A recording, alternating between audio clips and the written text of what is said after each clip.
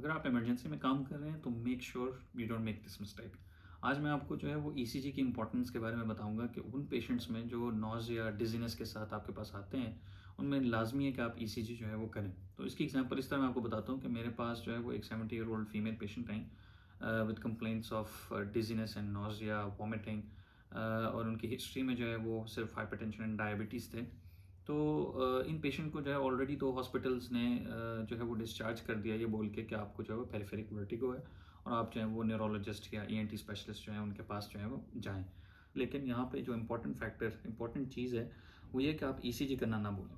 तो मैंने जो है जब ये चीज़ें देखी तो मैंने दो चीज़ें जो ऑर्डर की। एक तो एमआरआई स्कैन था, लेकिन उससे पहले जो है मैंने पेशेंट का ईसीजी ऑर्डर किया, क्योंकि जो कंप्लेंट्स हैं नॉज़िया और डिजीनेस की उसमें आपने सेंट्रल कॉजेज़ के साथ साथ जो है वो कार्डियक जो इश्यूज़ हैं उनको भी इवैल्यूएट करना ज़रूरी है।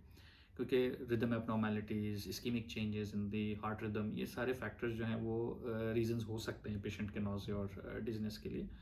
तो मैंने सबसे पहले जो है वो ईसीजी किया। तो जैसे ही मैंने ईसीजी किया तो पेशेंट के जो है वो हार्ट रिदम में कंप्लीट एट्रियोवेंट्रिकुलर ब्लॉक जिसे बोलते हैं, complete heart block, 3rd degree heart block जिसे कहते हैं, वो निकल आया। जिसमें जो है वो पेशेंट को पेसमेकर जो है वो डलवाने की ज़रूरत पड़ती है, पेसमेकर डलना पड़ता है।